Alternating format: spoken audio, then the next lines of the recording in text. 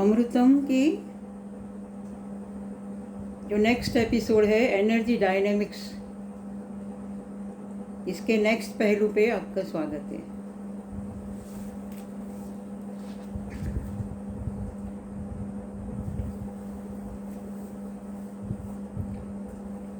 Energy level of evolved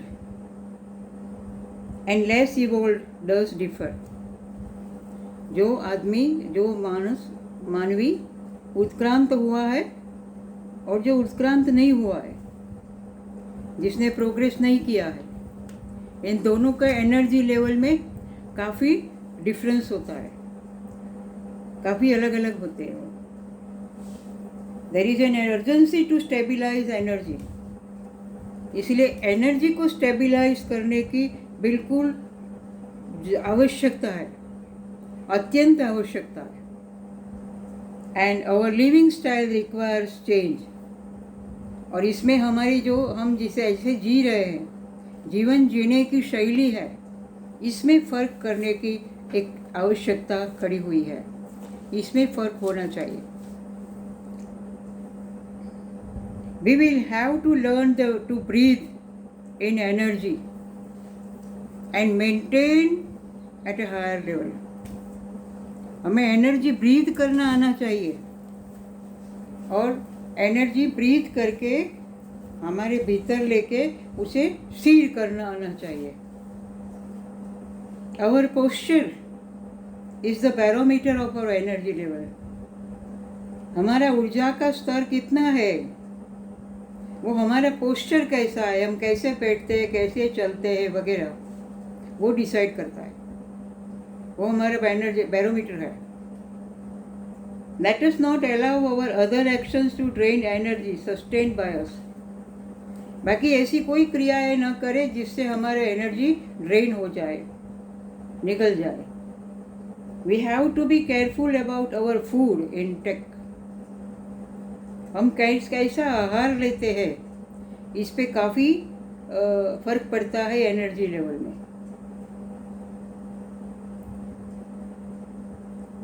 It cannot be maintained if dead matter is our foodstuff. जो मृत ऐसी जो जड़ पदार्थ हम लेते हैं, जो जीवंत नहीं है, जैसे फाइबर है, वेजिटेबल है, फ्रूट्स है, ऐसे जीवंत पदार्थ नहीं लेते हैं। और मृतप्राय ऐसे जड़ पदार्थ लेते हैं, फास्ट फूड वगैरह, तो we can not stabilise our energy. We may be youthful, energetic and enthusiastic while young. जब हम जवान होते हैं, उम्र में छोटे होते, कम उम्र के होते हैं, तब तो हमें बिल्कुल यूथफुल एनर्जी हमें मिलती है। हम जब जवान होते हैं तो हमारे पास काफ़ी एनर्जी होती है, काफ़ी उत्साह होता है। But they slow down. पर धीरे धीरे उम्र के बढ़ने के साथ साथ ये कम होता जा रहा है।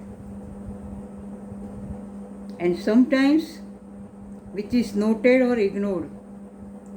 कभी कभी उसको नज़रअंदाज किया जाता है और कभी कभी वो ध्यान में लिया जाता है। कंज्यूमिंग टेस्टी फूड एज पास टाइम। समय पसार नहीं होता है तो पास करने के लिए अच्छा टेस्टी फूड खाए। So consuming tasty food as पास टाइम।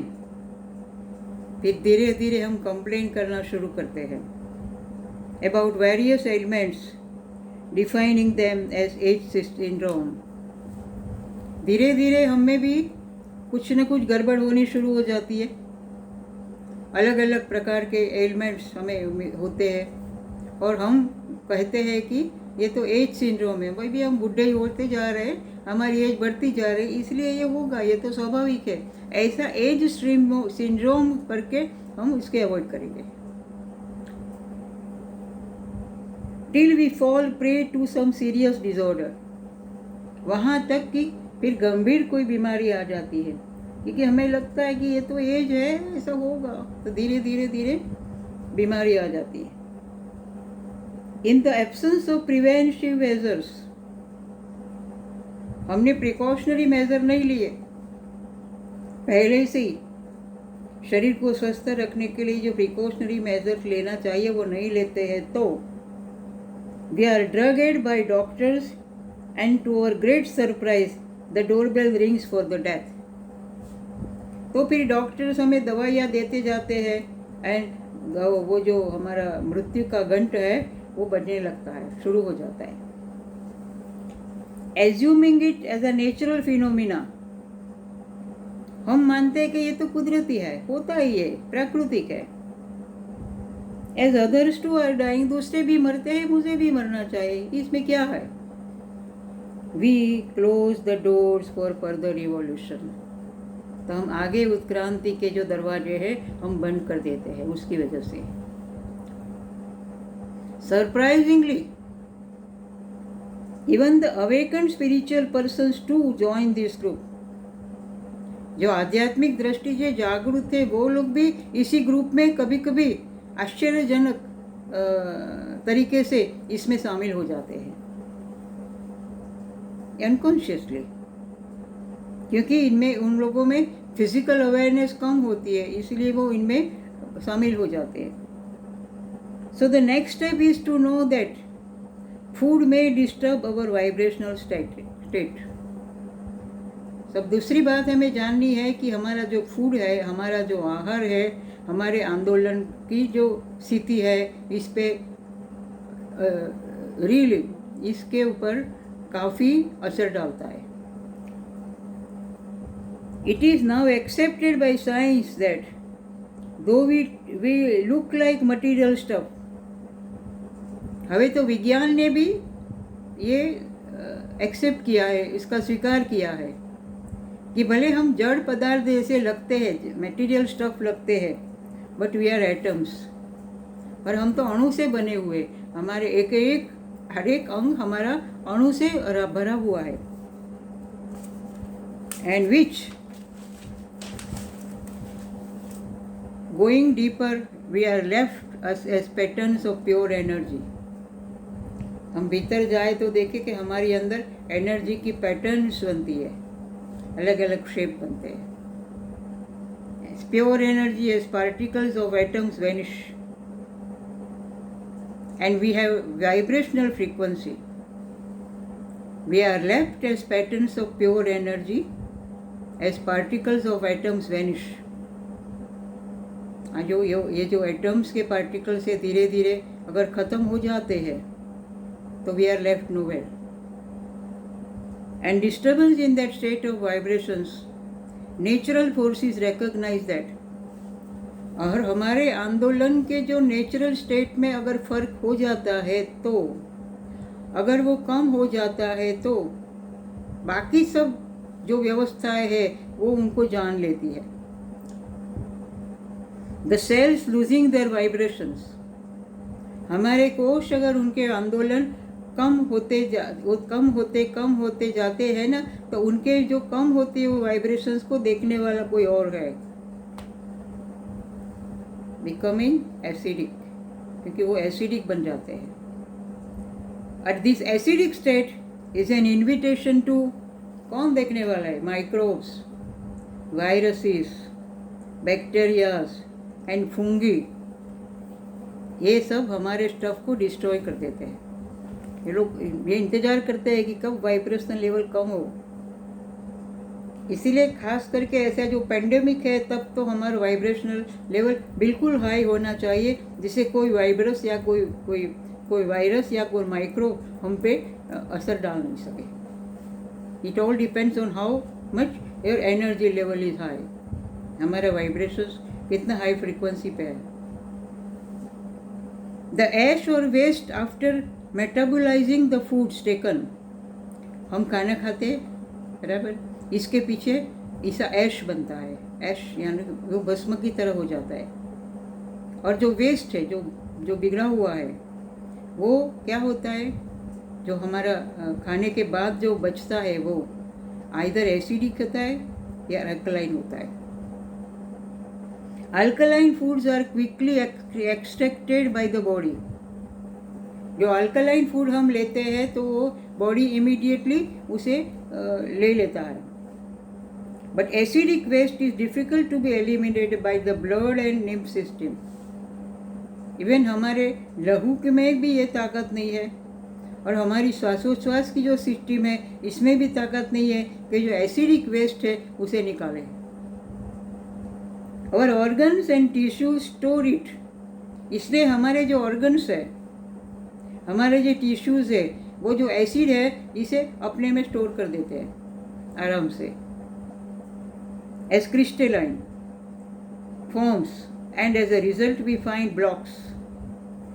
इससे हमारे हार्ट में ब्लॉक हो जाता है, हमें डिस्ट्रप्शंस होता है, disturbing the vibrational levels of cells. ये सोचे भारी भारी जो डिसीज होते हैं इसका कारण ये है कि एसिडिक जो वेस्ट होता है वो क्रिस्टलाइन फॉर्म ले लेता है, और इसमें से हमारा ये डिसऑर्डर डेवलप होता है. If our acidic state is recognised we are attacked by microbes. पता चल जाए तो माइक्रोब्स जो है वो हम पे ऐसे अटैक करता है. Thus we signal them for our journey to destruction. तो हमें हमारे विनाश के लिए हम उनको संज्ञा देते हैं, उसको बुलाते हैं, बुलावा देते हैं. बेयर इन माइंड, अपने ख्याल रखो, that acidic foods are heavy. Acidic foods कैसे होते? भारी होते हैं, ओवरकुक और ज़्यादा पके हुए होते हैं, स्वीट मधुर होते हैं, मीठे होते हैं, एंड ओवर प्रोसेस्ड. उसके ऊपर बहुत सारी प्रोसेस के बाद वो फूड बनाया गया हो, ये एसिडिक फूड्स है. लाइक कैसा? मीट्स, मांस खाते हैं, फ्लोर्स, अलग अलग प्रकार के जो फ्लोर खाते हैं हम, आटा, पेस्ट्रीज खाते हैं, alcohol, coffee and sweet fruits, ये सब एसिडिक है. स्वीट फ्रूट्स भी. वेरेज फ्रेश वेजिटेबल्स, ताज़ा तरोजा ऐसा वेजिटेबल हो, ज्यूसेस, अलग अलग प्रकार के जूस हो, लीफी ग्रास मीन्स जो जिसके लीव्स है, जो भी है वो लीव्स वाली जो भी वनस्पति है. स्प्राउटेड सीरियल्स, हम मूंग को या किसी को हम स्प्राउट करते हैं, इसके ऊपर उसे 2 दिन रख के पानी में भिगो के फिर इसमें जो स्प्राउट होता है, sprouted cereals. And fruits like grapes, द्राक्ष, लेमन, नींबू, टोमेटोज, दे आर अल्कलाइन. ये सब अल्कलाइन फूड है. And have qualities like being greener. और उनमें क्या क्वालिटीज़ होती है? वो ग्रीन होते हैं, फ्रेश होते हैं, एंड मोर अलाइव, और ज़्यादा जागरूक होते हैं. जैसे पहले हमने देखा ना कि जो फूड स्टफ जड़ होता है वो जड़ नहीं होता, ये जागरूक होता है. Because of having polluted by body by such acidic stuff we fall prey to diseases. कौन से हमें डिसीज होते हैं? Stroke, then arthritis, cancer, etc. But we can be luckier if we change our lifestyle from acidic to alkaline food. पर इसको हम पे आधारित है. अगर हमें हमारी आयु मर्यादा बढ़ानी है तो हम एसिडिक फूड से अल्कलाइन फूड की ओर अगर ट्रांसफ़र हो जाए तो काफ़ी फर्क पड़ता है. Another important factor is our style of waking up. हम कैसे सुबह में जागते हैं, कौन सी स्टाइल है हमारी. Before doing anything we should absorb the energy for floating upwards without using muscles. ये हमें एक्सरसाइज करनी चाहिए, floating muscles. A cup of tea और कॉफ़ी इन हैंड, एक हाथ में चाय या कॉफ़ी का प्याला हो, and slouching around in the morning. और सुबह में थोड़ी मूड भी नहीं होता है, ऐसा ही इधर उधर घूमते हैं, बैठते हैं, सोते हैं. ये हमारी नॉर्मल लाइफस्टाइल है. Even during job work they slouch around using particular set of muscles. Job पर काम पे होते तो भी वो एक ही जगह पे बैठे रहते हैं तो पर्टिकुलर मसल्स ही यूज़ होते हैं, बाकी के मसल्स यूज़ नहीं होते हैं। Flowing of energy in the body originates patterns. ये एनर्जी अगर बहती है तो इसमें से पैटर्न्स बनती है, आकार बनते हैं। एंड डेवलप ब्लॉक्स, इसमें से ब्लॉक्स बनते हैं। What is desire? If we should move muscle in the morning from our centre, सुबह उठ के पहले हमारे मसल्स को मूवमेंट दे दे। And be prepare to receive available energy, जो भी एनर्जी है, प्राप्य है, उसे लेने के लिए हम तैयार हो जाए। We should move in a lighter manner to move from one centre, preferably navel. Mostly हमें यहाँ नाभि केंद्र से शुरू करना चाहिए और वहाँ से हमारी मसल्स की मूवमेंट होनी चाहिए। ये है थोड़ा सा आरोग्य लक्षी एस्पेक्ट था एनर्जी डायनेमिक्स का, जो आपके सामने प्रस्तुत करने की कोशिश की। Thank you very much.